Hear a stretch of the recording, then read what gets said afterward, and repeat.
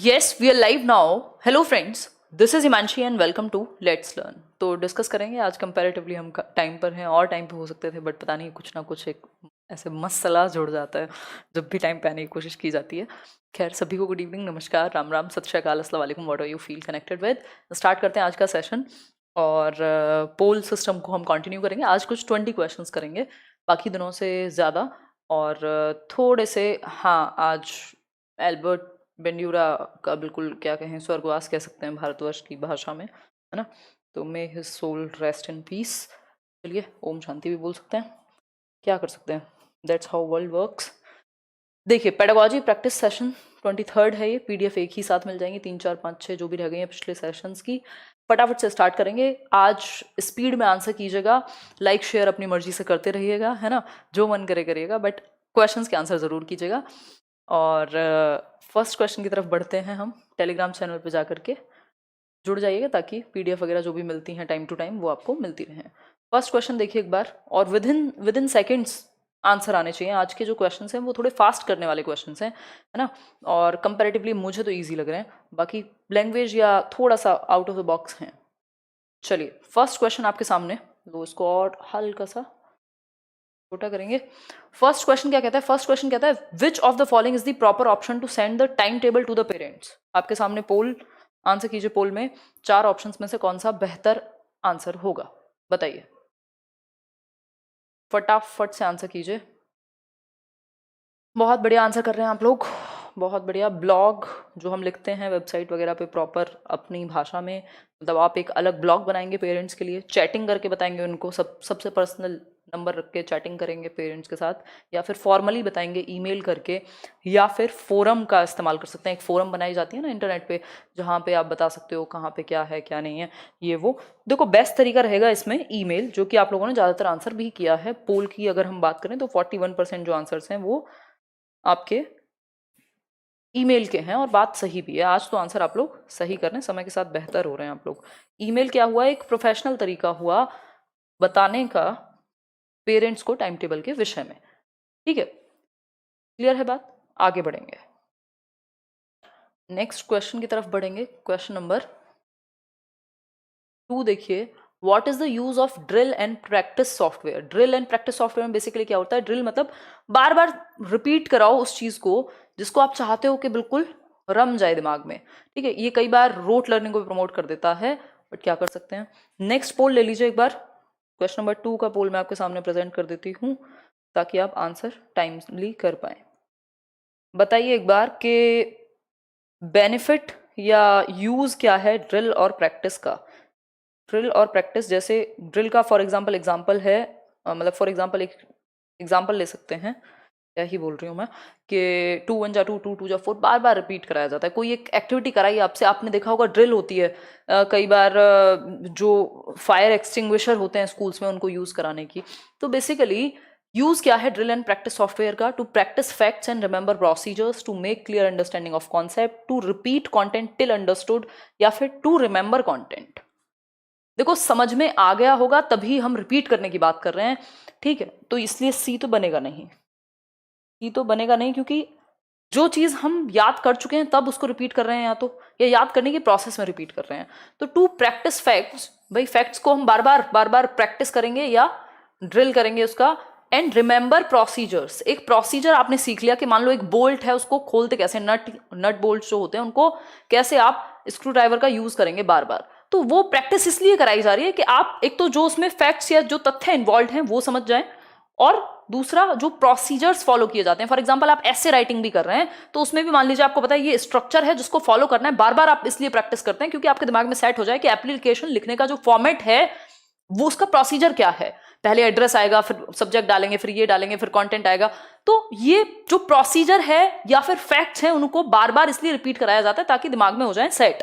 तो सबसे बेहतर तरीका है, सबसे बेहतर ऑप्शन यहाँ ए ऑप्शन है, ड्रिल एंड प्रैक्टिस की जब बात आती है. तो बी क्यों नहीं होगा, कोई कह रहा है. To make clear understanding of concept. देखो ड्रिल में कोई अंडरस्टैंडिंग नहीं लगती है, एक बार आपको कोई चीज समझा दी गई या आपने सीख लिया, अब उसको बार बार प्रैक्टिस करना है. अंडरस्टैंडिंग का मतलब तो एक्सप्लेनेशन लिखा होता, डिस्कशन लिखा होता, इंक्वायरी लिखा होता, तब तो समझ में आता. जब भी बात ड्रिल और प्रैक्टिस की आती है दैट मीन्स सिंपल प्रोसीजर्स आप सीखते हैं ड्रिल के थ्रू, प्रैक्टिस करके. ठीक है। तो कुछ वर्ड्स के साथ कुछ चीजें डायरेक्टली जाती हैं जिनको क्वेश्चन नहीं किया जा सकता। ये उन्हीं क्वेश्चंस में से एक है जिसको क्वेश्चन नहीं किया जा सकता, जिसके आंसर को। क्वेश्चन नंबर 3 एक बार देख लीजिए, देखिए एक बार। क्वेश्चन नंबर 3 है, मैं पोल दे देती हूँ आपके सामने, नहीं तो कई लोगों का तो इतना मन होता है पोल में आंसर करने का। फटाफट फटाफट जुड़ते जाइए और पोल में आंसर करते जाइए। क्वेश्चन नंबर है 3। अभी हम कुछ 20 क्वेश्चंस करने वाले हैं और स्पीड आज थोड़ी सी ज़्यादा रखेंगे बाकी दिनों से। आंसर कीजिए, पोल आपके सामने। क्वेश्चन क्या है? क्वेश्चन है, if a student is having trouble learning a new language.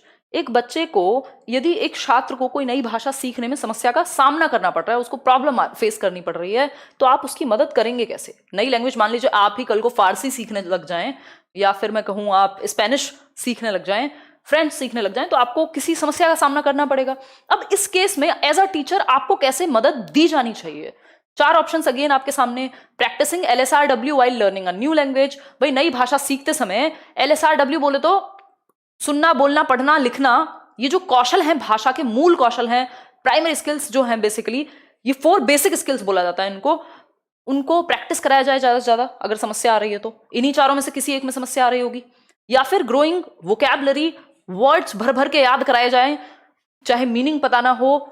या फिर नेक्स्ट है asking him to use translation techniques from his known languages.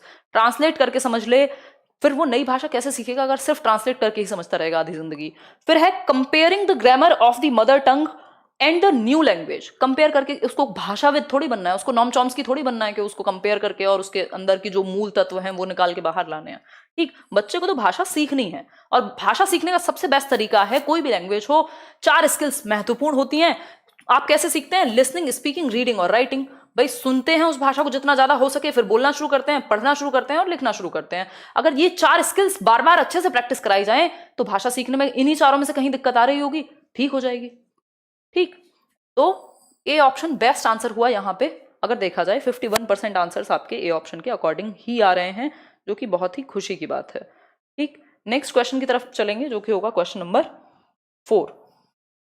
Vocabulary कितनी भी याद करा दो, जब उसका फ्लो ही नहीं बन पा रहा। आप में से ऐसे बहुत सारे लोग होंगे, या हम अगर बात करते हैं जैसे जनरली यूपी बोर्ड में हम पढ़ते हैं, एक न्यू स्टाइल नाम की एक बहुत चलती थी उस टाइम पे ग्रामर की बुक। हो सकता है आपको वोकैबुलरी के सारे वर्ड आते हो, फिर भी आप बोलना पाते हो, फिर भी आप सुन के समझना पाते हो लैंग्वेज को, तो फायदा क्या हुआ? इसलिए चारों स्किल्स पे हम फोकस करेंगे, सिर्फ वोकैबुलरी से नहीं चलेगा। और यहाँ पे ये तो बताया ही नहीं है कि उसको किस एरिया में प्रॉब्लम आ रही है। दैट मीन्स LSRW में से एक में तो आ ही रही होगी, तो चारों को प्रैक्टिस करा दो, क्या दिक्कत है? ये क्वेश्चन बड़ा अच्छा है, ध्यान से आंसर कीजिएगा। What is the reference of following objective? Objective क्या है? उद्देश्य क्या है? Students begin to perceive the structure of mathematics as a discipline. छात्र गणित की संरचना को एक विषय के रूप में समझने लगते हैं। ये बात कहां निर्धारित हुई थी? चैप्टर वाइज क्लास आपकी हो चुकी है पता नहीं कितनी बार, मतलब सेम चीज कितनी बार रिपीट करवाना चाहते हो यूट्यूब पे? अब प्रैक्टिस तो कर लो कम से कम। देखो एक बार, एनसीएफ 2009, एनसीएफ 2005 या एनसीएफ 2000, फटाफट से आंसर करो। मैं एक बार पोल दे देती हूँ, जो कि मैं भूल जाती हूँ, अभी नया सिस्टम हमने लगाया है, नहीं तो क्वेश्चन आते ही पोल आपके सामने आ जाना चाहिए। लीजिए, पोल में आंसर कीजिए फटाफट से। 2784 लोग अभी तक जुड़ चुके हैं पिछले कुछ मिनट में, और सिर्फ 1400 लोगों ने लाइक किया। लाइक शेयर साथ में करते रहा करो, बूस्ट अप होती है एनर्जी उससे। देखो एक बार, डी ऑप्शन मतलब एनसीएफ 2005। मान लें ये बात। अब आप में से ज्यादातर लोग एनसीएफ देखो ये एनसीएफ 2009 नहीं है, एनसीएफ टीई 2009 है। वो टीचर एजुकेशन के लिए था 2009 वाला, नॉर्मल बच्चों के लिए नहीं था। एनसीएफ 2005 की जगह आंसर जो है वो एनसीएफ 2000 होगा। इसी के बारे में बात, इसी बेसिकली इतना फैक्ट्स आजकल पता नहीं एनसीएफ 2000 के क्वेश्चन क्यों देने लगे हैं। मतलब एनसीएफ 2000 कौन पढ़ता है? अब हम एनसीएफ 2005 पढ़ते हैं। बट ऐसी चीजें भी आपके सामने आ सकते हैं, 1-2% क्वेश्चन, इनके लिए परेशान नहीं होना। कितने एनसीएफ आए हैं आज तक टोटल? फटाफट से बताओ और कमेंट्स में बताओ किस किस ईयर में आया है। सबसे पहले आया था 1975 में, if I am not wrong. तो इसके बाद 1988 में, उम्र हो गई है आजकल, मेमोरी पे फर्क है। फिर ईयर 2000 और ईयर 2005। अभी नया आएगा, देखो कब आता है। तो ये 4 हमारे एनसीएफ हैं जो अब तक आ चुके हैं। नेशनल करिकुलम फ्रेमवर्क एक डॉक्यूमेंट होता है, एनसीईआरटी बनाती है, जिसमें बहुत सारी गाइडलाइंस और बहुत सारी चीज़ें होती हैं, अलग अलग सब्जेक्ट के बारे में बात होती है, बच्चे की बेहतरी के लिए बात होती है, करिकुलम होता है प्रॉपर जिसमें सारी चीज़ें इन्वॉल्व होती हैं।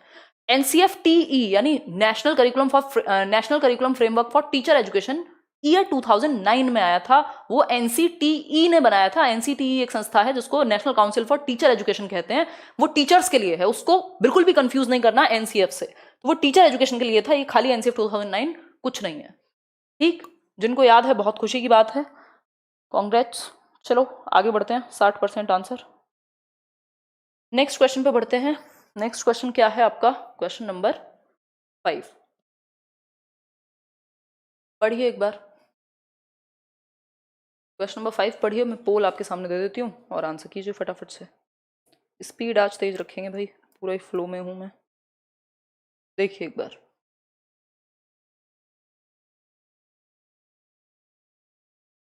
आंसर कीजिए पोल में। पोल आपके सामने प्रेजेंट किया जाता है। Generally how does second language acquisition begin, यानी दूसरी भाषा का जो अर्जन है, अधिग्रहण है, वो कैसे शुरुआत उसकी होती है? दूसरी भाषा को एक्वायर करने की जो शुरुआत है, दूसरी भाषा को एक्वायर किया जा सकता है। पहले तो ये बात समझिएगा, ये नहीं है कि दूसरी भाषा को हमेशा सीखेंगे। अगर आपके आसपास बचपन से ही 2 भाषाएं होती, आप दोनों को एक्वायर कर लेते, दोनों का अधिग्रहण कर लेते, क्या दिक्कत होती? कोई दिक्कत नहीं थी, है ना। ये कौन है व्यक्ति? Hi ma'am, chapter wise class कब करेंगे? पेडागोजी में न्यू हूँ। अर्जुन चंद्र, आप एक काम कीजिए, प्लेलिस्ट सेक्शन में जाइए लेट्स लर्न के, और वहां चैप्टर वाइज देख लीजिए, ज्यादातर चैप्टर्स आपको मिल जाएंगे। इवन एक लेटेस्ट रीट वाली, यूपीटेट वाली जो एक प्लेलिस्ट बनी हुई है रीट प्लस बी के लिए भी, वो देखिए पूरी, और उसमें कुछ चैप्टर्स और ऐड कर दिए जाएंगे। अभी तो प्रैक्टिस का समय है ये। आंसर कीजिए फटाफट से। 40% लोग कह रहे हैं सी ऑप्शन, बिल्कुल सही बात है। लैंग्वेज एक्विजिशन की शुरुआत होती है अंडरस्टैंडिंग या कॉम्प्रीहेंशन से, समझ से, कि भाई सुनता है बच्चा अपने आसपास और उसको समझने लगता है और एक्वायर कर लेता है, अर्जित कर लेता है भाषा को, तो समझ से इसकी शुरुआत होती है। एक्सप्रेशन बाद में आएगा, पहले समझेगा तो सही। Self analysis, true false, nothing. ठीक, आगे बढ़ेंगे। सी ऑप्शन यहाँ सही आंसर था, इतनी ही सी बात है। आगे बढ़ेंगे नेक्स्ट क्वेश्चन पे। नेक्स्ट क्वेश्चन क्या है? क्वेश्चन नंबर हमारा 6 होगा।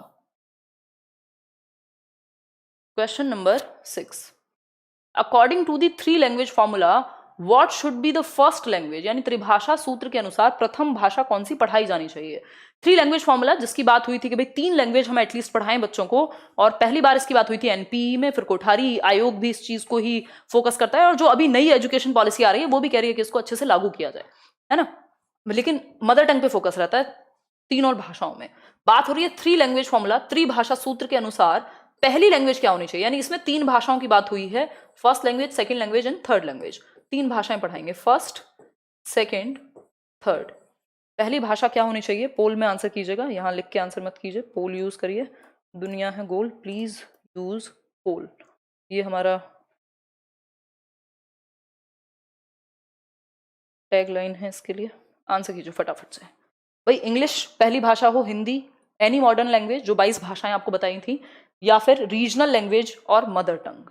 तो ये तो हर किसी को पता होना चाहिए, बिल्कुल आंख बंद करके रात को सोते हुए अगर कोई पूछ ले कि पहली भाषा बच्चे को पूरे भारतवर्ष के हर कोने में कौन सी पढ़ाएं, आपको कहना है मदर टंग, मातृभाषा, रीजनल लैंग्वेज, जो उसकी घर में बोली जाने वाली भाषा है, उसी में उसको इंस्ट्रक्शन देना है। क्यों? क्योंकि बच्चा कंफर्टेबल है, आप उससे जुड़ पाएंगे जब वो मदर टंग में आप उससे कनेक्ट कर पाएंगे। तो सिंपल बात है, रीजनल लैंग्वेज या फिर मदर टंग, यानी क्षेत्रीय भाषा या फिर मातृ भाषा, जो भी उसकी हो। पहली लैंग्वेज हमेशा एमटी होगी, दैट मीन्स मदर टंग। ठीक, दूसरी अगर हम बात करते हैं सेकेंड लैंग्वेज की, तो हम बात कर रहे हैं अगर यहां हिंदी थी तो हिंदी, मान लेते हैं मदर टंग हिंदी है, तो दूसरी भाषा क्या हो जाएगी? इंग्लिश हो जाएगी। थर्ड कोई भी मॉडर्न इंडियन लैंग्वेज हो जाएगी, जो 22 भाषाओं में से कोई भी एक हो जाएगी, या कोई भी रीजनल चलेगी। ये 3 भाषाएं पढ़ाना जरूरी है। हिंदी नहीं कह सकते क्योंकि जरूरी नहीं है सब जगह पे हिंदी हो मदर टंग, हो सकता है कहीं पे मलयालम हो तो उसको मलयालम में पढ़ाएंगे। English mother tongue as such Bharat में तो नहीं देखी जाती। तो ये हुई बात त्रिभाषा सूत्र की। अब हम चलेंगे क्वेश्चन नंबर 7 की तरफ। एक बार पढ़िए और पोल में आंसर करने का प्रावधान बना लीजिए, ठीक है जी। डीट प्लस भी पीआरटी के पेपर सॉल्व हो रहे हैं ऑलमोस्ट, बहुत सारे हम कर भी चुके हैं, मिक्स्ड क्वेश्चंस हैं इसमें। तो अगर आप डिमांड में बिजी रहेंगे तो फिर जो हम सीख रहे हैं वो नहीं सीख पाएंगे, ठीक है। पेडागोजी में हर चीज़ आपके काम की है, ये बात याद रखिएगा, चाहे आपको कोई कुछ भी कहे। जो पेडागोजी चल रही है वो आपके काम की है, ये मानिए। देखिए ब्लर आ रहा है, क्वालिटी ठीक करो अपने एंड से, यहां से सब ठीक है। देखो, what makes discussion more effective, यानी जो डिस्कशन समझते हैं आप, चर्चा, जैसे मैं और आप एक रूम में बैठ के डिस्कशन कर सकते हैं, मीटअप में करने की कोशिश करते हैं, बट आप लोग इतनी संख्या में आते हैं आजकल के डिस्कशन हो ही नहीं पाता है ना। तो अगर हम बात करें, बट संख्या में आइएगा, लेकिन हम थोड़ा डिस्कशन का प्रावधान करेंगे, ठीक। तो डिस्कशन की यदि हम बात करें जिसमें हम आपस में बैठ के चर्चा कर रहे हैं, मोर इफेक्टिव कब होगा, ज्यादा बेहतर कब होगा, ये पूछा है। फटाफट से आंसर कीजिए। मोर इफेक्टिव कब होगा डिस्कशन? पहला है डिबेटिंग एटीट्यूड, जब सब वाद विवाद में इन्वॉल्व होंगे, एक दूसरे की बात को काटने में लगे होंगे।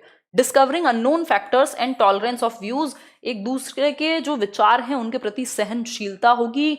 और अज्ञात कारकों को हम जानते हैं, जब हम 4 लोग बैठ के डिस्कस कर रहे हैं, किसी ने कोई नई बात बताई, आपने अपनी नई बात बताई, हो सकता है सामने वाले ने कोई ऐसा व्यू पॉइंट प्रेजेंट किया हो जो आपको पर्सनली ना पसंद हो, बट फिर भी आप सुन रहे हैं, क्योंकि डिस्कशन का मतलब ही है एक दूसरे का सर नहीं फोड़ देना, सुनना, टॉलरेंस होनी चाहिए, और फिर अपनी बात कहना जो आप मानते हैं, ठीक। इंटरेक्शन अमॉन्ग द पार्टिसिपेंट्स, हाँ मानते हैं, ये तो हर जगह ही हो रहा है ना इंटरेक्शन, तो बात हो रही है, इंटरेक्शन है तभी तो डिस्कशन है। बात हो रही है इफेक्टिव कैसे बनाएं, इफेक्टिव यानी प्रभावी, अच्छा कैसे बनाएं, तो इंटरेक्शन तो है, इंटरेक्शन नहीं होगा तो इसको डिस्कशन ही नहीं कहेंगे। इंटरेक्शन का मतलब है 2 लोग मिलकर इंटरेक्ट कर रहे हैं, अन्योन्य क्रिया कर रहे हैं, अंतः क्रिया कर रहे हैं, बातचीत कर रहे हैं। कंट्रोल ऑफ अ टीचर, ये तो कोई पॉइंट ही नहीं है, फिर फ्रीडम नहीं रहेगी तो कहां से अच्छा बनेगा। तो बी ऑप्शन यहां बेस्ट है। क्यों है? क्योंकि आप डिस्कवर करते हैं कुछ अननोन फैक्ट्स, अननोन टेरिटरीज में आप जाते हैं जब डिस्कशन होता है, और आपके अंदर टॉलरेंस होना चाहिए दूसरों के व्यूज के प्रति। सिर्फ 38% आंसर सही है, बाकी सब गलत हैं। बहुत ही दुख के साथ ये सूचना हमें आपको देनी पड़ रही है। आगे बढ़ेंगे, ऑप्शन नंबर बी यहां सही था। क्यों, कौन सा सही नहीं था वो आप समझ गए होंगे। स्पीड मेरी तेज है तो स्लो करके देख लेना वीडियो, बेशक जो लोग नए लोग हों। क्वेश्चन नंबर 8 देख लीजिए एक बार। क्वेश्चन नंबर 8 है, what skills are developed by mathematics education. Mathematics education के द्वारा कौन सी स्किल डेवलप की जाती है? फटाफट से बता दीजिए। डिनर हो गया आप लोग का? आंसर करो। पोल आपके सामने अगेन प्रस्तुत है, बस जवाब देने की देरी है आप लोग की। ये कौन है जो लाल पीले इमोजी भेज रहा है? पकड़ो इसको। हिमांशी जी, आपसे निवेदन है थोड़ी सा टेट सिलेबस फॉलो करें। यार क्या क्या फॉलो करें ये बताइए बस आप आदित्य हैं। कोई त्रिपुरा कहता है, कोई यूपी टेट कहेगा, कोई DEET+B की बात करेगा। एक इंसान से क्या क्या एक्सपेक्ट करते हो आप हैं? बहुत सारे टॉपिक कॉमन होते हैं, चाहे कोई भी टेट हो। उन टॉपिक्स को लेट्स लर्न से करो। कुछ टॉपिक ऐसे होंगे जो नहीं होंगे, उनको फिर आप सर्च करो, किसी किताब से पढ़ो, और प्रैक्टिस तो हर तरह की करनी चाहिए। इतना कुछ है चैनल पे अगर आप देखना चाहें तो। What skills are developed by mathematics education? बताइए। ज्यादातर लोग आंसर सही कर रहे हैं। प्रॉब्लम सॉल्विंग और creative thinking, decision making, creative thinking, problem solving, interpersonal relationships, decision making और प्रॉब्लम सॉल्विंग। देखो बात मैथ्स की होती है तो प्रॉब्लम सॉल्विंग को कतई नहीं हटा सकते हम। प्रॉब्लम सॉल्विंग तो मेन एक रिक्वायरमेंट है मैथ्स के साथ। प्रॉब्लम्स ही प्रॉब्लम्स होती हैं जिनको आपको सॉल्व करना होता है, ठीक। क्रिएटिव थिंकिंग मतलब कह सकते हैं जब हम प्राइमरी में मैथ्स पढ़ा रहे होते हैं तो रियल लाइफ से जोड़ते हैं, अलग अलग तरह के एग्जाम्पल लेते हैं, तो क्रिएटिव थिंकिंग इन्वॉल्व हो सकती है, ऐसा नहीं है कि नहीं हो सकती। डिसीजन मेकिंग तो मुझे नहीं लगता कि मैथमेटिक्स में बहुत बड़ा रोल प्ले करेगा। इंटरपर्सनल रिलेशनशिप्स अगेन कोई डिस्कशन का टॉपिक नहीं होता है सच। और डिसीजन मेकिंग अगेन, तो हम कह सकते हैं कि जो एप्रोप्रिएट ऑप्शन हमारे सामने है वो है ए ऑप्शन, और वही सही है जो कि आप आंसर भी दे रहे हैं। 60% के अराउंड आंसर्स यही हैं। आगे बढ़ेंगे नेक्स्ट क्वेश्चन की तरफ। नेक्स्ट क्वेश्चन है आपका क्वेश्चन नंबर 9। आज हम 20 क्वेश्चंस करने वाले हैं, स्पीड यही बरकरार रहेगी। क्वेश्चन नंबर 9 पढ़िए एक बार। बड़ा क्वेश्चन है, ध्यान से पढ़िएगा, वैसे आसान है। यार सीटेट किसको ही पता है, अब क्या कर सकते हैं। ये जो इनकी अथॉरिटीज़ हैं ये अपने हिसाब से चलती हैं। रोज़ प्रोटेस्ट होते हैं, आप देखते भी हो, ऑनलाइन ऑफलाइन, होता फिर भी कुछ नहीं है। हम भी कोशिश तो करते हैं अपने एंड पे, बट रिजल्ट कुछ खास निकल के आता नहीं है। जो करना होता है वो वैसे भी करते हैं। देखो खैर कोशिश करनी चाहिए। क्वेश्चन नंबर 9 देखो, विच of the following statements is not true in the context, which of the following statements is not true in the context of the main objectives of teaching environmental education at the primary level। यानी प्राथमिक स्तर पर पर्यावरण शिक्षा के शिक्षण के मुख्य उद्देश्यों के संदर्भ में निम्नलिखित में से कौन सा कथन सही नहीं है? नॉट लिखा है। प्रियंका अपने एंड पे क्वालिटी ठीक करके देखो, यहां से बिल्कुल भी ब्लर नहीं है, है ना? आपको विश्वास नहीं हो रहा मेरी बात पे? ऐसा तो कोई मैंने व्यक्ति नहीं सुना आज तक जिसको मेरी बात पे विश्वास ना हो। ऐसी हल्की बातें तो मैं करती ही नहीं हूँ। देख रहे हो, सेल्फ लव, नार्सिसिज्म का नेक्स्ट लेवल पे जा चुकी हूँ अब मैं। मजाक कर रही हूँ। देखो एक बार, which of the following statements is not true in the context of the main objectives. जो मेन ऑब्जेक्टिव हैं किसके, एनवायरमेंटल एजुकेशन के, उसमें कौन सी चीज शामिल नहीं है, बताओ एक बार। To understand interaction between the various elements and components of the environment, या फिर नेक्स्ट है to build understanding awareness and sensitivity towards causes and efforts of the class, to know and understand the interaction between humans and their environment, to know and understand true aspects of the life education.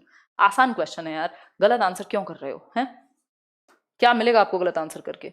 D option इसमें सही answer है, जिसका जवाब सिर्फ 28% लोगों ने दिया है। इसी बात पे पोल को क्लोज कर देते हैं। कई लोग इस इंतजार में होंगे कि पोल में आंसर तब करेंगे जब आंसर पता लग जाएगा।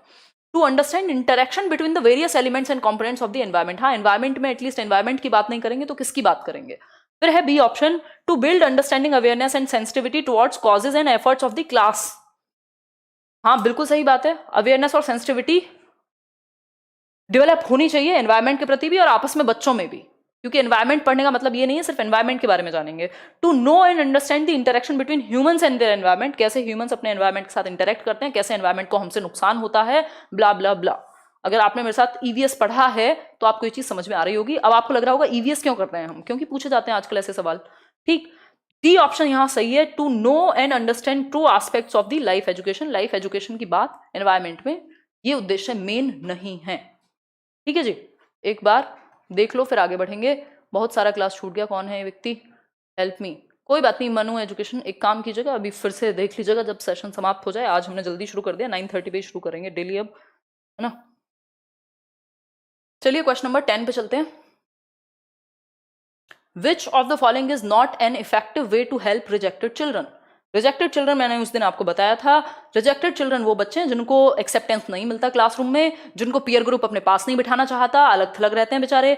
ठीक, इनको फटकार दिया जाता है कि भाई तुम तो अलग ही रहो, वी डोंट लाइक यू, ऐसे वाली सिचुएशन बनती है। Which of the following is not an effective वे, कौन सा एक प्रभावी तरीका नहीं है बच्चों की हेल्प करने का? कौन से बच्चों की? जो रिजेक्टेड हैं, जिनको कोई स्वीकार करने को तैयार नहीं है, जिनको एक्सेप्टेंस नहीं मिलती पीयर ग्रुप में क्लास के अंदर। तो कौन सा तरीका नहीं होगा इनसे डील करने का? एक बार पोल में जवाब दे दीजिए, फिर हम आगे बढ़ेंगे। क्वेश्चन नंबर है 10, फटाफट से बताइए, रिवीजन करा देंगे, उसकी टेंशन मत लो। चाहे वो त्रिपुरा टेट हो, चाहे वो आपका ये जो भी अभी आप में से कोई कह रहा था ना उड़ीसा टेट आई थिंक, और रीट वगैरह भी आ रहे हैं, तो एक रिवीजन क्लास रखेंगे, आराम से समझिएगा, कोई टेंशन नहीं। ठीक, रेप्रीमेंडिंग होता है फटकार लगाना, मॉडलिंग होता है कि आप अच्छा व्यवहार करवा के दिखाएं बच्चों से, अब वो उससे एक्सेप्टेंस मिलेगी। ठीक, या ऐसी मूवीज वगैरह दिखाएं जिसमें उनको एक्सेप्ट किया जा रहा हो। कोच भी कर सकते हैं, उनके व्यवहार को बदलने में हेल्प मिलेगी। रीइंफोर्सिंग पॉजिटिव सोशल बिहेवियर, एक अच्छा सकारात्मक सामाजिक व्यवहार कैसे करना है, इसको भी आप सिखा सकते हैं, ये भी हेल्प हो सकते हैं। तीनों ही तरीके हो सकते हैं। ये क्वेश्चन पहले भी पूछा हुआ है, वहां नॉट की जगह नॉर्मल सिंपल लिखा हुआ था। आंसर क्या होगा? रेप्रीमेंडिंग। कभी भी किसी भी बच्चे को सुधारने का या ठीक करने का किसी भी बिहेवियर को रेप्रीमेंडिंग यानी फटकार लगाना, घुड़काना तरीका नहीं होता बिल्कुल भी। ठीक है, ये सॉल्यूशन नहीं है, ये प्रॉब्लम और वर्स होगी इससे। आगे बढ़ेंगे नेक्स्ट क्वेश्चन पे। नेक्स्ट क्वेश्चन क्या है? Question number 11। क्वेश्चन नंबर 11 देखिए एक बार। All of the organic and inorganic components surrounding us as well as the events, conditions and processes of their interactions are collectively known as dash। चलो answer करो फटाफट से, तभी जाके हम बढ़ेंगे आगे। इतनी सी बात है, आपको करना है आंसर एंड नथिंग एल्स, इतना ही काफी होगा।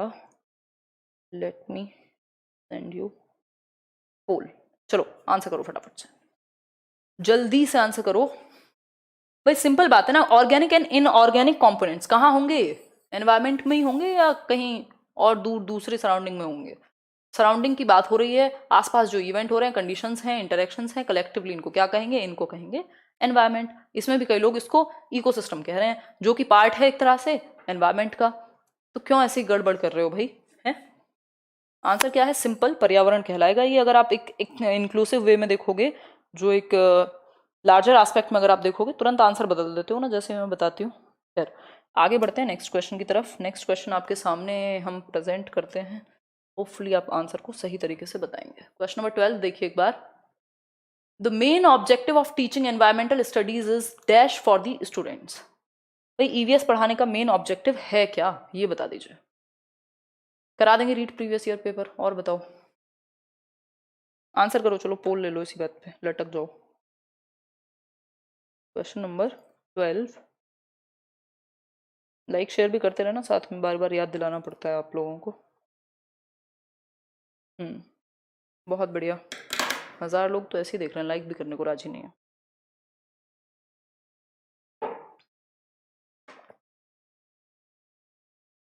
ए कह रहे हैं 60% लोग। To understand, analyse and look for possible solutions to socio economic conditions and problems that are common but simple and easily observable. बात तो सही है। To observe and examine some common characteristics of non living things. सिर्फ non living things ही आती हैं क्या environment में? नहीं। तो फिर ये आंसर कैसे हो सकता है? लिमिटेड कैसे हो सकता है आंसर? आंसर तो वो बेहतर है जो बाकियों को अपने अंदर समाहित कर ले positively. Observing simple events in the earth and sky, drawing their causes and images. Drawing की क्लास थोड़ी चल रही है कि सिर्फ सिंपल इवेंट्स को देखें, आसपास जो भी हो रहा है वो देखेंगे, वो सिर्फ अर्थ और बाकी चीजें थोड़ी। फिर है exploring the important aspects of our socio civil environment and understanding its various aspects.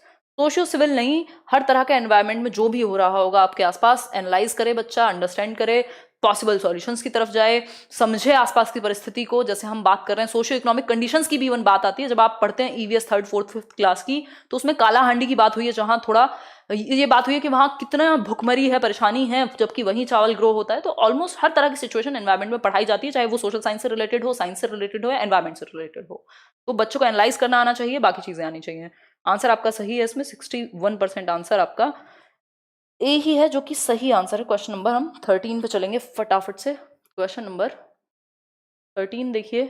One of the best strategies to teach environmental science is dash type of active learning. ध्यान से आंसर कीजिए, पोल में आपको दे देती हूँ, फिर हम डिस्कस करेंगे इसका सही जवाब क्या हो सकता है। ठीक है जी। कई लोग तो भाग जाते हैं नाराज होकर, उनके पसंद के क्वेश्चन ना हो तो। स्पीड कैचअप नहीं कर पा रहे कई लोग तो आज। खैर कोई बात नहीं, जवाब दीजिए। One of the best strategies to teach environmental science is dash type of active learning where questions guide activities and discussion for the purpose। Simple है भाई, क्वेश्चनिंग की बात हो रही है। क्वेश्चनिंग की बात हो रही है तो क्या होगा? ग्रुप डायनेमिक्स क्या होता है? कुछ भी। Project method, inquiry based learning या ब्रेन बेस्ड लर्निंग। कायदे में क्या होना चाहिए? ब्रेन बेस्ड लर्निंग नहीं, ब्रेन बेस्ड लर्निंग नहीं होना चाहिए कायदे में। ब्रेन का यूज करके क्या कर रहे हैं? इंक्वायरी कर रहे हैं बच्चे। सिंपल बात है, इसमें क्या दिक्कत वाली बात है? फटाफट से बताओ, 1 मिनट में चलेंगे आगे। हमारा इंटरनेट इतना स्लो है ना। बहुत बढ़िया।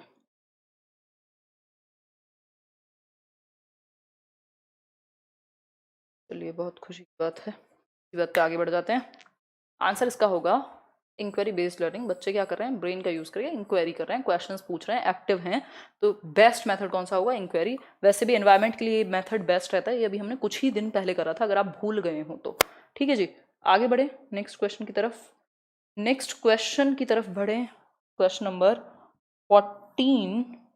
क्वेश्चन नंबर 14 क्या कहता है ना? Dash student gets to know how societies work and how they can participate and act as important knowledgeable and responsible citizens. यानी किस सब्जेक्ट को पढ़ने वाले छात्र को पता चलता है कि समाज कैसे काम करता है, किस तरह के भाग उसमें सम्मिलित होते हैं, क्या महत्वपूर्ण है, जिम्मेदार नागरिक के रूप में कैसे काम कर सकते हैं आप। ये सारी बातें हम करेंगे। बी क्यों नहीं? लास्ट वाले क्वेश्चन में पूछ रहे हो क्या? अभी डिस्कस कर लेंगे क्यों नहीं, टेंशन मत लो, बस पूछ लिया करो। क्यों नहीं के तो इतने जवाब होते हैं जिसकी हद नहीं है।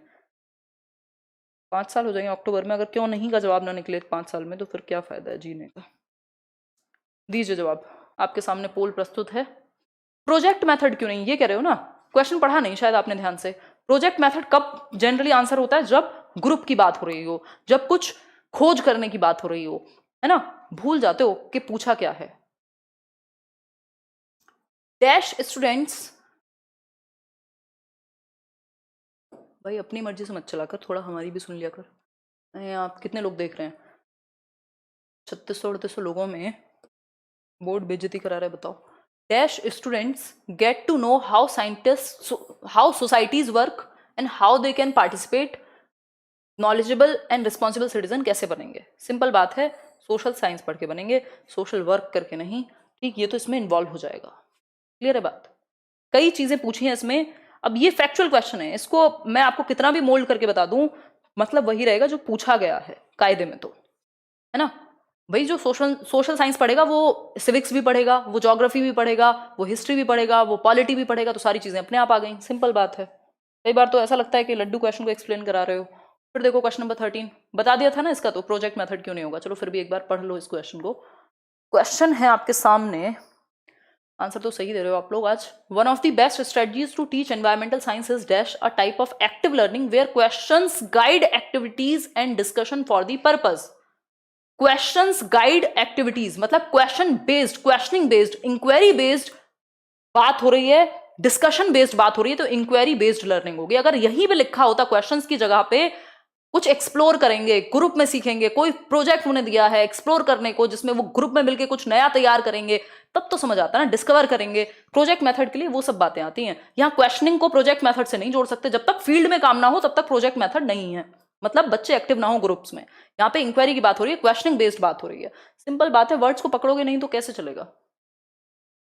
क्वेश्चन नंबर 15 देखिए, outdoor games are the best solution for.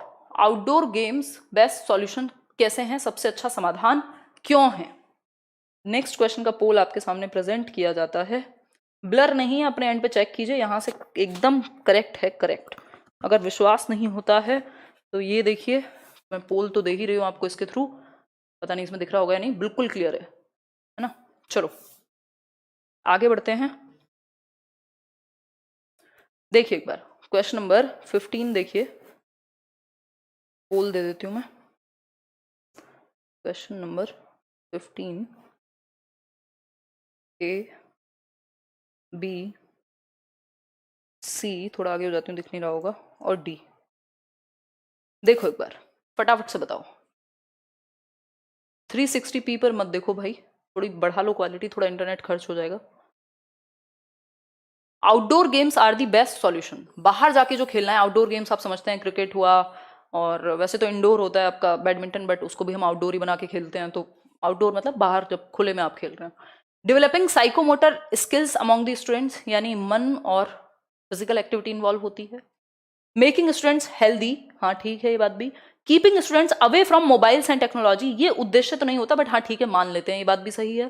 फिर है teaching students how to accept losing situations and improving intrapersonal relationships. Intrapersonal नहीं होगा, ये होना चाहिए, हाँ इंट्रापर्सनल भी हो सकता है, कोई दिक्कत नहीं है ना, हो सकता है अंतर है और अंतर दोनों ही हो सकता है। देखो बेस्ट ऑप्शन क्यों है और कैसे है। आउटडोर गेम्स का मतलब है जब बाहर जाकर खेलेंगे तो बेस्ट सॉल्यूशन कैसे है। साइकोमोटर स्किल्स, हाँ हमको सबको पता है कि भाई फिजिकली एक्टिव होगा। मेकिंग स्टूडेंट्स हेल्दी, बात सही है। Keeping students away from mobiles, चलो ये बात भी सही है। Teaching students how to accept losing situations and improving intrapersonal relationships, यहाँ पे इंटर भी लिख सकता था तब भी सही है। मेन उद्देश्य क्या होगा, बेस्ट क्यों है, क्योंकि आप टॉलरेंस सीखते हैं, आप हारना सीखते हैं, हार को एक्सेप्ट कैसे करना है ये सीखते हैं, आप टीम वर्क सीखते हैं, आपको टॉलरेंस आती है, आप हार जीत को एक साथ एक्सेप्ट कर पाते हैं, कोऑपरेशन सीखते हैं, आप सहयोग करना सीखते हैं, है ना। आप खुद को बेहतर समझने लगते हैं, आप अपनी एबिलिटीज को बेहतर समझने लगते हैं, आप ग्रुप में इंटरपर्सनल भी बेहतर होने लगते हैं।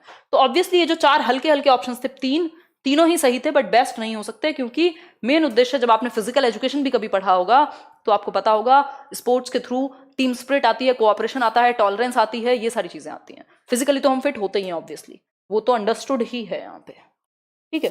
तो आंसर आप में से बहुत सारे लोग यही कर चुके हैं, इसी बात पे हम बढ़ेंगे अब आगे। नेक्स्ट क्वेश्चन देखिए एक बार, क्वेश्चन नंबर 16 देखिए, विच of the following is the best example for creativity, यानी रचनात्मकता के लिए कौन सा एक उदाहरण जो है वो बेस्ट है। एग्जाम्पल फॉर क्रिएटिविटी, रचनात्मकता के लिए सबसे बेहतर उदाहरण। बहुत अच्छा क्वेश्चन है, आसान क्वेश्चन है। मैम क्वेश्चन क्लियर क्यों नहीं दिख रहे। अनु अरविंद अपने एंड पे ना क्वालिटी इंक्रीज करके देखो, मुझे लग रहा है किस दिन आपको दिखाना ही पड़ेगा मुझे, बिल्कुल आगे आकर के। ये अभी कुछ दिन से ही हुआ है यूट्यूब में ये गड़बड़, मतलब ये अपने आप ही ऑटो पे चला जाता है और उसमें क्वालिटी फिर कई बार खराब ले लेता है, फिर आपको ब्लर दिखते हैं क्वेश्चंस। 1080p पे यूज करके देखो, मैं एक बार अभी आज आपको दिखा के ही जाऊंगी। लो क्वेश्चन नंबर 16 का पोल ले लो। फर्स्ट ऑप्शन है trying to create your own musical instrument by using 7 ceramic bowls with water such as जल तरंग, performing a new role in a skit, playing a new tune on a guitar, listening to new songs। अब देखो सिर्फ सुनना नए गानों को, ये तो क्रिएटिविटी नहीं हुई ना, ये तो किसी और की क्रिएटिविटी है जिसको आप एंजॉय कर रहे हैं, गाने सुन रहे हैं, नया गाना आया है। Playing a new tune on a guitar kind of है, बट वो कितनी बेहतर है, सही है नहीं है, ये हमें नहीं पता। फिर है performing a new role in a skit, नया रोल प्ले कर रहे हैं, जरूरी थोड़ी वो आपने खुद ने बनाया होगा रोल, जरूरी नहीं है। अब या तो ए ऑप्शन या तो C option, trying to create your own musical instrument. क्या ये ज्यादा क्रिएटिव नहीं है? क्या ये बेस्ट एग्जाम्पल नहीं है? कहने को तो चारों ही हो जाएंगे, चलो चारों नहीं तो 3 तो हैं ही, डी को हटा दें अगर, तो डी को अगर हटा दें तीनों हैं नए। बेस्ट कौन सा होगा? जब आप खुद कुछ नया बना के उसको यूज करने का प्रयास कर रहे हैं। सबसे ज्यादा बेस्ट क्रिएटिविटी कहां लगेगी? ए ऑप्शन में लगेगी, जो हाईएस्ट लेवल होगा। नॉर्मली यहां पे भी क्रिएटिविटी है, थोड़ी सी यहां भी मिल सकती है, यहां तो नहीं है, ठीक। तो बेस्ट एग्जाम्पल तो ए ही होगा इस केस में एटलीस्ट, ठीक है। आगे बढ़े नेक्स्ट क्वेश्चन की तरफ। नेक्स्ट क्वेश्चन पे चलेंगे, क्वेश्चन नंबर 17। 3 क्वेश्चन और रहते हैं आपके। देखो हल्का सा टाइम तो लगता है पोल वाले सिस्टम में, बट कहाँ कौन सी ट्रेन मिस हो रही है आपकी? पढ़ ही तो रहे हो, मूवी तो देख लो 3 घंटे की है, सेशन मत देखो आधे घंटे का भी। देखो एक बार क्वेश्चन नंबर 17 देखो। In the peer acceptance aspect, children who receive equal number of positive and negative votes, positive and negative votes वो भी इक्वल नंबर, बराबरी की। यानी एक बच्चे को खड़ा किया गया, चलो मॉनिटर बताओ बच्चों इसको मॉनिटर बना दें क्या? 50 बच्चे थे, 25 ने हाथ उठाया यस, 25 ने हाथ उठाया नो, क्या कहोगे इसको? हाँ Bandura passed away, yes. Controversial children कहोगे, नेग्लेक्टेड चिल्ड्रन कहोगे, रिजेक्टेड चिल्ड्रन कहोगे, या पॉपुलर चिल्ड्रन कहोगे? बताओ एक बार। उनको लिविंग लीजेंड कहा जाता था, 90 इयर्स एज। चलो देखो एक बार, फटाफट से आंसर करो। कौन से बच्चे होंगे जिनकी 50% तो यस है और 50% नो है? यानी 50% जो जनता है वो पॉजिटिव है इनके, और 50% जो है वो नेगेटिव है। जनता का मतलब यहाँ बच्चे, क्लास रूम की बात हो रही है, ठीक। ऐसे बच्चों को क्या कहोगे जिसके लिए आधे लोग पॉजिटिव कह रहे हैं और आधे लोग नेगेटिव कह रहे हैं? कॉन्ट्रोवर्शियल है, नेग्लेक्टेड है, नेग्लेक्टेड तो कतई नहीं है, नेग्लेक्टेड है जिसपे ध्यान ही ना हो। रिजेक्टेड में पूरी तरह से रिजेक्ट कर दिया जाएगा, ज्यादातर लोग नेगेटिव में होंगे तभी रिजेक्ट किया गया है। अब या तो कॉन्ट्रोवर्शियल है या तो पॉपुलर है, बताओ आपको क्या लगता है? या तो कॉन्ट्रोवर्शियल है या तो लोकप्रिय मतलब पॉपुलर है। आंसर इसमें आपका सबका सही है, 76% लोग कह रहे हैं कि ये क्या है? कॉन्ट्रोवर्शियल है। बिल्कुल कॉन्ट्रोवर्शियल है, क्योंकि आधे लोग खड़े हैं पक्ष में और आधे खड़े हैं विपक्ष में, तो ये विवादास्पद हो गया। ऐसी सिचुएशन बन गई तो चूज करें तो करें क्या आखिर? जबकि पॉपुलर वो होता है जिसके लिए पॉजिटिव में हाथ ज्यादा खड़े हों, जहां बराबरी की चीजें हो गई, दैट मीन्स कॉन्ट्रोवर्सी क्रिएट होगी। आधे लोग ये कह रहे हैं, आधे लोग वो कह रहे हैं, तो कॉन्ट्रोवर्शियल बच्चे कहलाएंगे ऐसे जिनके पक्ष में आधी जनता पॉजिटिव है आधी नेगेटिव है। जिनकी ज्यादातर पॉजिटिव है वो पॉपुलर, जिनकी बिल्कुल नेगेटिव है वो रिजेक्टेड, और आपके नेग्लेक्टेड भी वो होंगे जिन पे कोई ध्यान नहीं देता, ठीक। आगे बढ़ेंगे, क्वेश्चन नंबर 18 पे चलते हैं।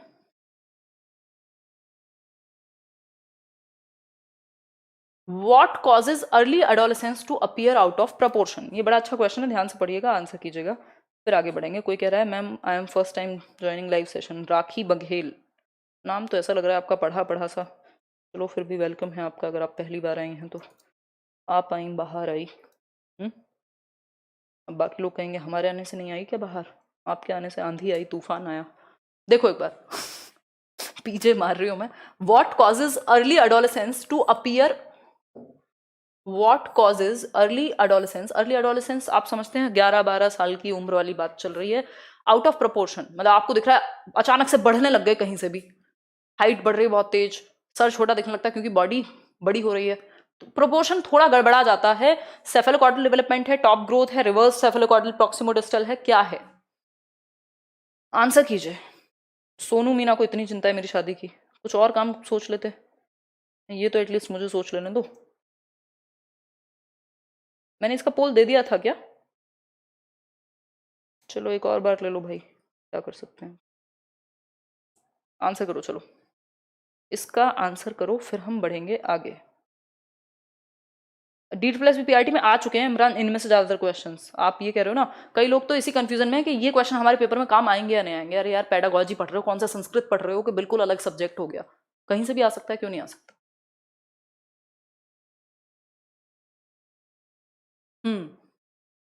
संडे वार्ता नहीं हुई ना इस बार, तो सबको ऐसे ऐसे क्वेश्चंस दिख रहे हैं। सेफेलोकॉर्डल क्या क्या कहोगे इसको? यार ये सेफेलोकॉर्डल नहीं है, आउट ऑफ प्रोपोर्शन की अगर बात हो रही है ना, ये इन्होंने नया एक कॉन्टेक्स्ट लगा दिया जिसको कह रहे हैं रिवर्स्ड सेफेलोकॉर्डल डेवलपमेंट। यानी जो इस वाली स्टेज में जनरली क्या होता है, सर से पैर की तरफ बढ़ते हैं और सर पहले डेवलप होता है, फिर उसके बाद बाकी का हिस्सा। अब क्या होता है, बहुत तेजी से बॉडी प्रोपोर्शन बढ़ रहा है, तो ये हिस्सा छोटा दिखने लगेगा कंपेरेटिवली, तो इसको रिवर्स्ड सेफेलोकॉर्डल कह दिया। ये इनका ही अपना बनाया हुआ कॉन्टेक्स्ट है, इसको जनरली तो हम नहीं पढ़ते हैं, बट जो आंसर बोर्ड ने दे दिया, ये डीट प्लस बी में आया हुआ क्वेश्चन है by the way. DIET plus B PRT का क्वेश्चन है और कई जगह पे पूछा हुआ है ये, एक अलग सा क्वेश्चन हमें देखने को मिला है इसमें, जो जनरली हमें कहीं नहीं मिला था आज से पहले। ठीक है, चलिए फिर इसका आंसर क्या हुआ? आंसर हुआ सी ऑप्शन। मेरा एनडीए क्लियर हो गया, सब इंटरव्यू के लिए कुछ टिप्स दीजिए ना। ऑनलाइन कोचिंग है आजकल अवेलेबल, कजिन है उनका हुआ था। पोल में ऑप्शन लिखो, कमेंट में ना लिखो, इसमें डाउट पूछ सकते हैं यार। विवेक कुमार सिंह बिल्कुल सही कह रहे हैं, कितनी अच्छी बातें करते हैं, ज्ञान की बातें, है ना। सी ऑप्शन सही आंसर है। अब चलते हैं सेकंड लास्ट क्वेश्चन पे। सेकंड लास्ट क्वेश्चन क्या है? Question number 19। Which of the following method is based on learning by doing theory? करके सीखने वाली जो विधि है, कौन सा मेथड करके सीखने वाली विधि पर आधारित है? आज मजा आ गया, बहुत बढ़िया दीप्ति, मुझे तो कोई गाना याद आ गया इससे, और याद भी नहीं आ रहा। अच्छा, रश के कमर, ओके फाइन।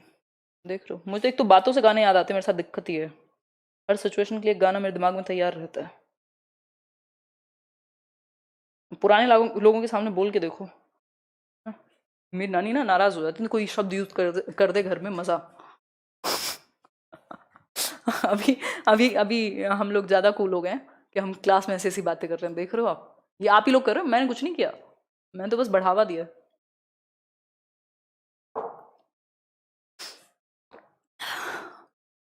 देखो एक बार। लेक्चर कम डिस्कशन मेथड, ज्यादा लर्निंग बाय डूइंग पे फोकस करेगा। Problem solving, inductive and deductive, या एनालिटिकल और सिंथेसिस। सबसे ज्यादा एक्टिव कहाँ होगा बच्चा? सेफेलोकॉर्डल होता है सर से पैर की ओर विकास। प्रिंसिपल है डेवलपमेंट का चैप्टर पढ़ लो, मैंने यूट्यूब पे बहुत डिटेल में कराया हुआ है। ठीक है जी, my all answers are correct till now. ठीक है, म्यूजिक विद ईशा, आपके साथ प्रीचिंग कर सकता हूँ क्या?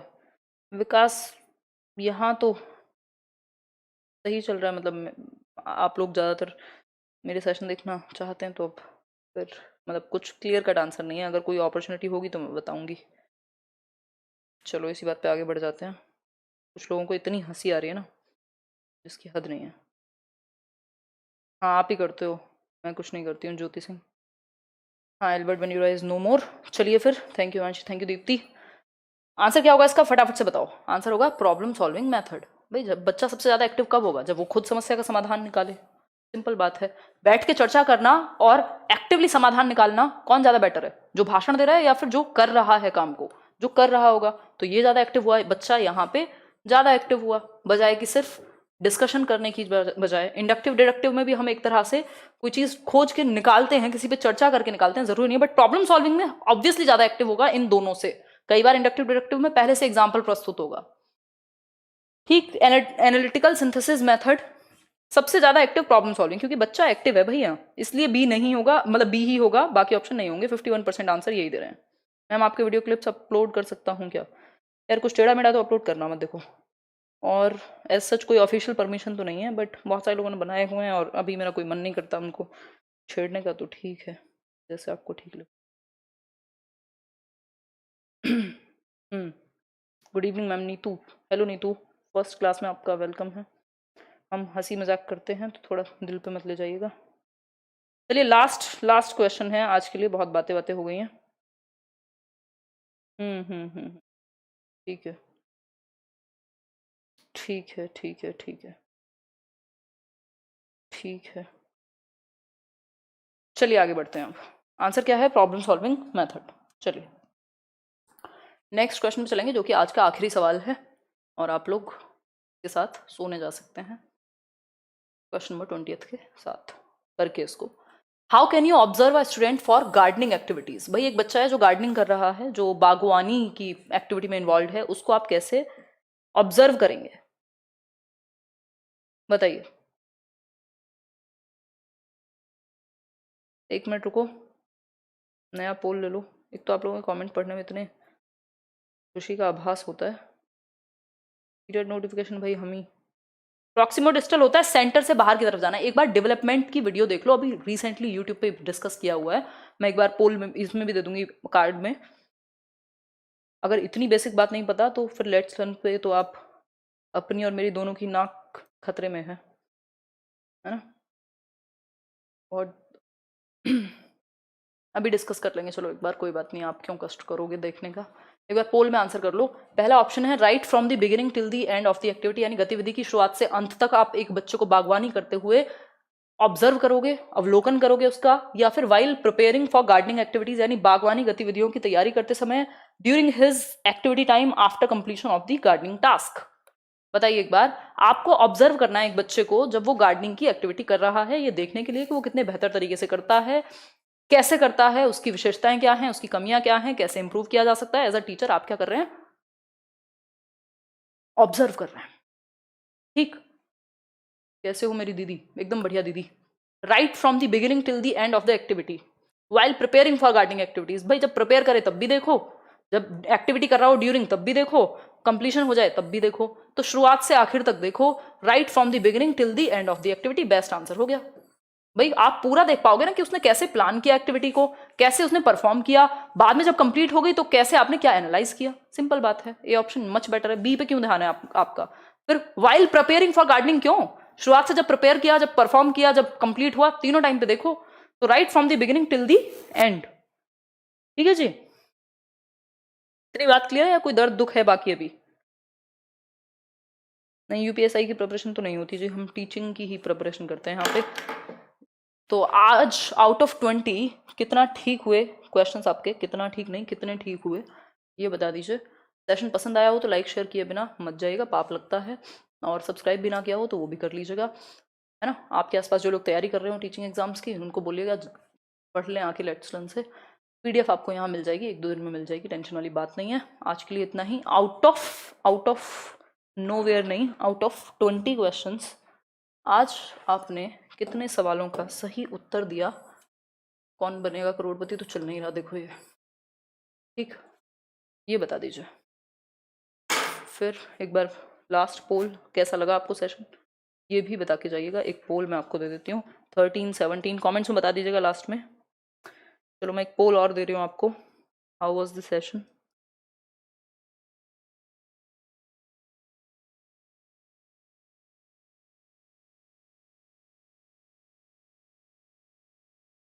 चलो एक पोल और ले लो जाते जाते, आप भी क्या याद रखोगे?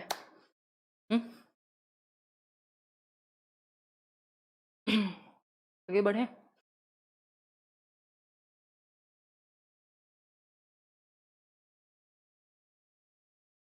मैम पोल नहीं दिख रहा। बेस्ट कह रहे हैं 87% लोग, और ये बाकी के लोग 14% गुड कह रहे हैं। ज़्यादा ऑप्शन है भी नहीं ना आपके पास। चलो आज के लिए इतना ही रखते हैं, बहुत रात भी हो गई है। 10:27 टड़ा, बाय बाय। कल 9:30 मिलेंगे again. Take care, good night, है ना? कमेंट्स में बता दीजिएगा कितने ठीक हुए।